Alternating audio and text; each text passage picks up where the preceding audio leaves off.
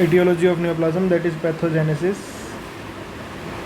Intrinsic predisposing factor में क्या क्या है? एक तो हेरिडिटरी, मतलब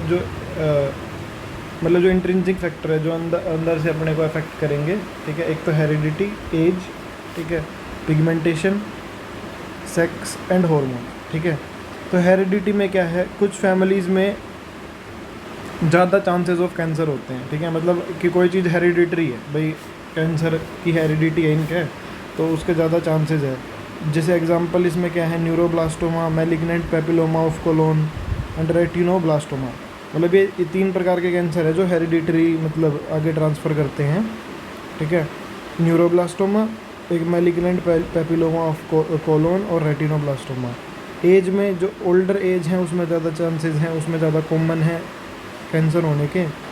अब इसमें सार्कोमा आता है, malignant tumour of connective tissue, ठीक है, जो कि यूजुअली यंग एनिमल्स में मिलता है, ठीक है। और कार्सिनोमा क्या होता है? Malignant tumour of epithelial cells, जो कि किसमें? ओल्डर एनिमल्स में मिलता है, ठीक है। पिगमेंटेशन अगर आप देखें, मेलानिन प्रोटेक्ट स्किन फ्रॉम हाँ कनेक्टिव टिश्यू का है। पिगमेंटेशन अगर देखें तो melanin protect skin from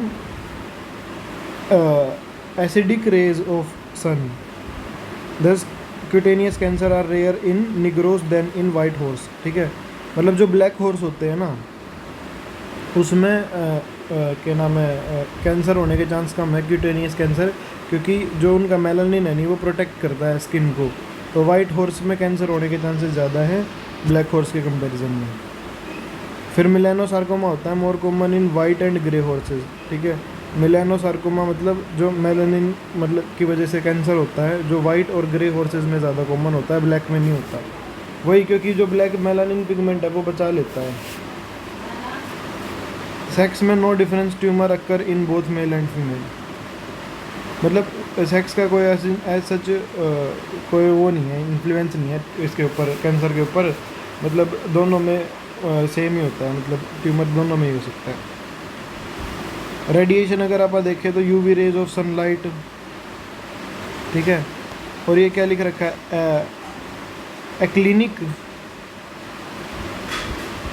एक्लिनिक rays of sunlight, nuclear fission, ठीक है, रेडियो एक्टिव न्यूक्लियोटाइड्स। तो ये सारी चीज़ें क्या है? ये रेडिएशंस है, ये भी कैंसर कोजिंग रेडिएशंस है, ठीक है।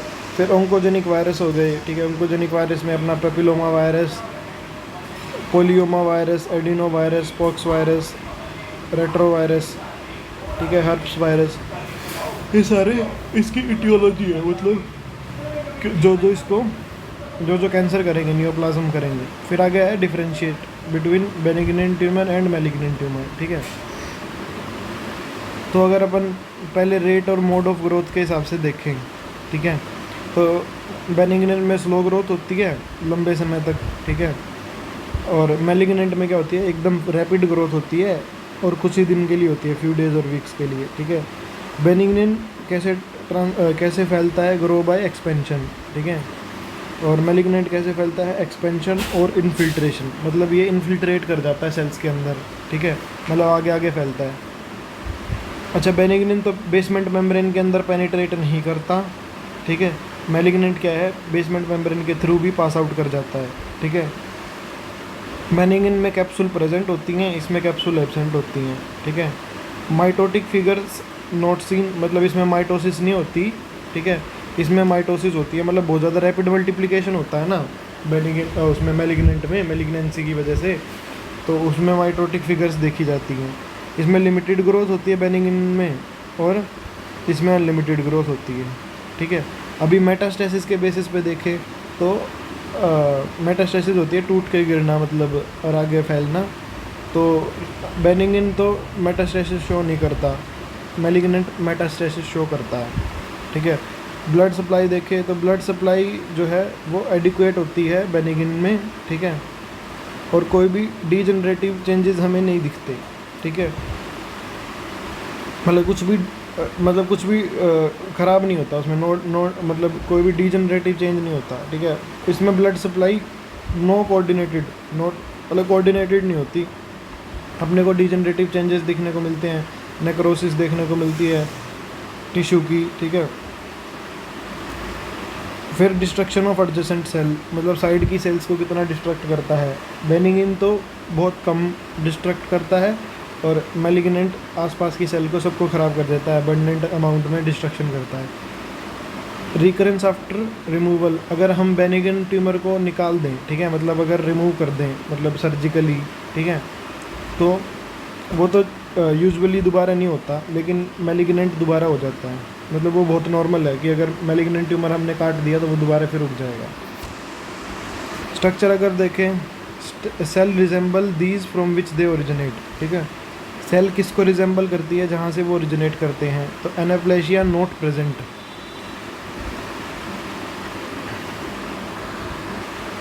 तो मतलब सेल किसके जैसा, मतलब बेनिग्न ट्यूमर में कैसे रिजेंबल करती हैं वो, जहाँ से वो ओरिजिनेट हुई हैं मतलब।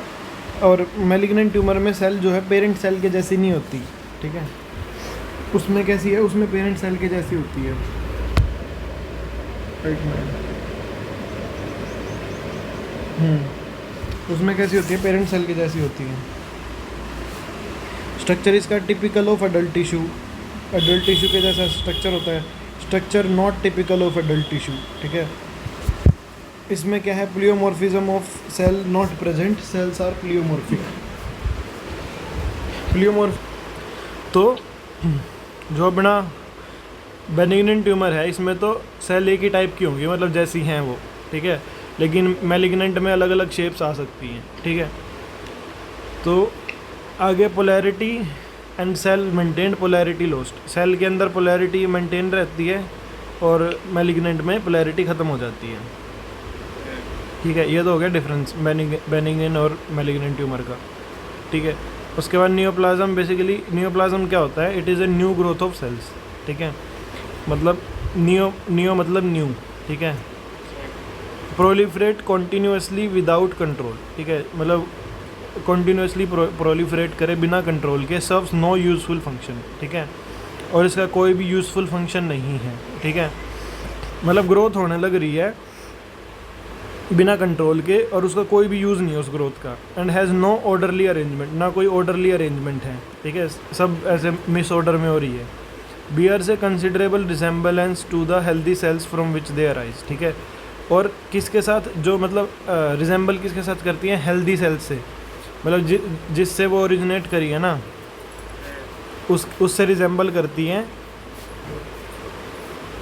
और मतलब यूज़ में कुछ नहीं है, ठीक है, बस थोड़ी थोड़ी रिजेंबल करती हैं। उसके बाद क्लासिफिकेशन है नोमेनक्लेचर, वही बेनिग्न और ट्यूमर, ठीक है। नियोप्लाज्म दो प्रकार का होता है, बेनिग्न और मैलिग्नेंट।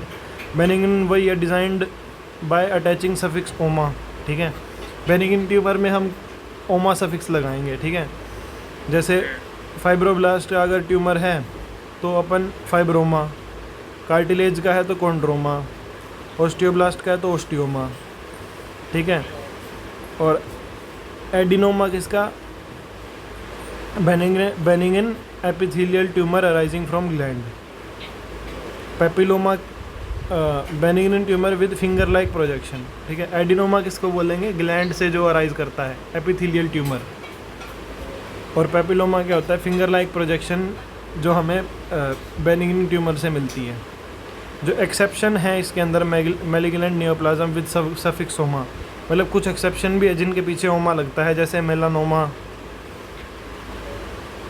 ये क्या है, सेमिनोमा, हिपेटोमा, मेसोथेलियोमा, लिम्फोमा, मतलब ये 5 एक्सेप्शन है जो मैलिग्नेंट हैं पर उसके बाद भी इनके पीछे ओमा लगता है। एक बस ये एडिनोमा और पेपिलोमा याद रख, और बाकी सब के पीछे ओमा लगता है, ठीक है। उसके बाद दोबारा फिर बेनिग्न वर्सेस मैलिग्नेंट कर रखा है यहाँ पे। न्यूक्लियस न्यूक्लियोलस, अगर न्यूक्लियस और न्यूक्लियोलस का देखें तो न्यूक्लियस और न्यूक्लियोलस इसके अंदर एनलार्ज नहीं होते बेनिग्न के अंदर, और मैलिग्नेंट के अंदर दोनों न्यूक्लियस और न्यूक्लियोलस दोनों एनलार्ज होते हैं, क्योंकि उनका मेन काम रेप्लिकेशन का ही होता है ना, मतलब वे डिवाइड ही करती है, माइटोसिस ही करती हैं, आगे से आगे फैलती है मैलिग्नेंट वाली, तो इस वजह से उनका न्यूक्लियस और न्यूक्लियोलस बड़ा होता है साइज़ में। शेप ऑफ न्यूक्लियस अल्टर नहीं होती इसके अंदर, मैलिग्नेंट के अंदर बहुत ज़्यादा शेप्स के अंदर चेंजेज आते हैं, वेरिएशन होती है शेप्स के अंदर। इनका नॉर्मोक्रोमैटिक न्यूक्लियस होता है, इनका हाइपरक्रोमेशिया ऑफ न्यूक्लियस होता है। नॉर्मोक्रोमैटिक का मतलब होता है जिसके अंदर नॉर्मल लेवल ऑफ क्रोमोसोम्स हों, इसके अंदर हाइपरक्रोमेशिया होता है, मतलब बहुत ज़्यादा क्रोमोसोम्स प्रेजेंट होते हैं।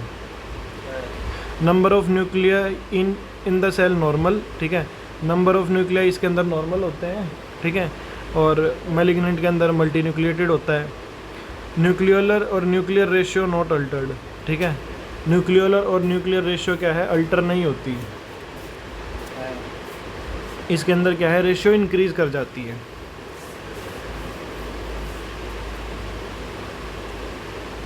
और cytoplasmic nuclear ratio, cytoplasm to nucleus ratio unaltered, इसके अंदर रेशियो डिक्रीज हो जाती है। तो न्यूक्लियोलर टू न्यूक्लियर रेशियो तो इंक्रीज करती है मैलिग्नेंट में, और cytoplasmic to nuclear ratio decrease करती है मैलिग्नेंट में, इनकी चीज़ याद रखियो।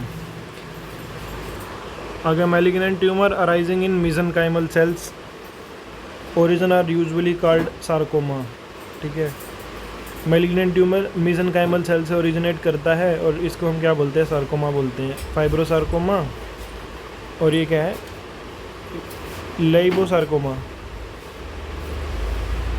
Malignant tumour of epithelial cell original called as carcinoma, ठीक है, जो मैलिग्नेंट ट्यूमर एपिथेलियल सेल से ओरिजिनेट करेंगे उसको कार्सिनोमा बोलेंगे, ठीक है। फिर आगे इसको फर्दर क्लासिफाइड किया गया है एडिनोकार्सिनोमा, ठीक है, जो कि वही ग्लैंडुलर ग्रोथ पैटर्न शो करते हैं, और स्क्वेमस सेल कार्सिनोमा, जो कि स्क्वेमस सेल से रिलीज होते हैं, मतलब प्रोड्यूस होते हैं एपिथेलियम की।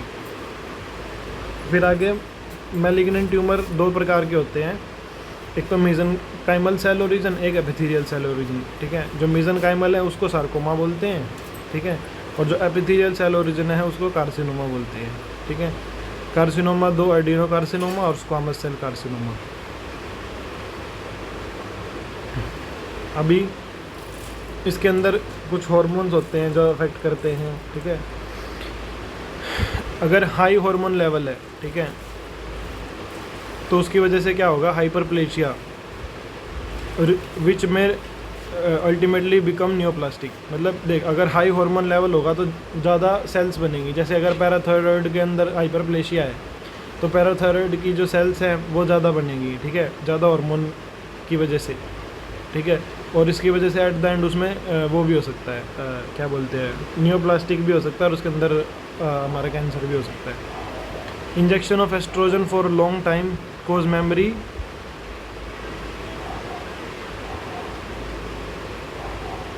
मेमोरी क्या लिख रखा है,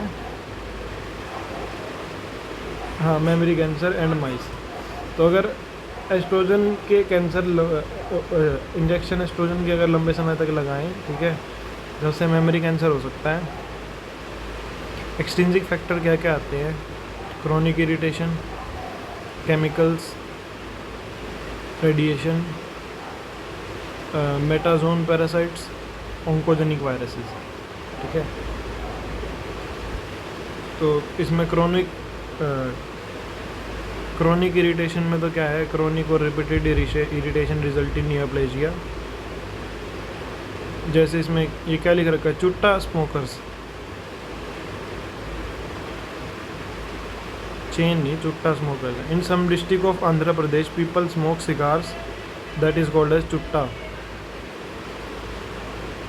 with bumping side in sick mouth.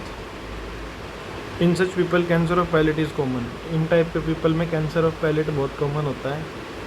Sharp teeth cause chronic irritation of mouth resulting in cancer of mouth. अगर टीथ बहुत ज़्यादा शार्प है तो उससे भी क्रॉनिक इरिटेशन होती है, जिसकी वजह से कैंसर बढ़ सकता है। चुट्टा स्मोकर में तो पैलेट कैंसर बढ़ता है और शार्प टीथ से भी माउथ कैंसर होता है। केमिकल्स इसमें दे रखे हैं एंटी कैंसर ड्रग, जैसे nitrosoureas, polycyclic and hydrocyclic hydrocarbons, aromatic amine और अमाइड और एजोडाइज, ठीक है। ऊपर अपन ने रेडिएशन, पैरासाइट और ओंकोजेनिक वायरस ऊपर पढ़ ही लिया था। इसने फ़ोटो है नहीं आगे पीछे भेज रखी हैं।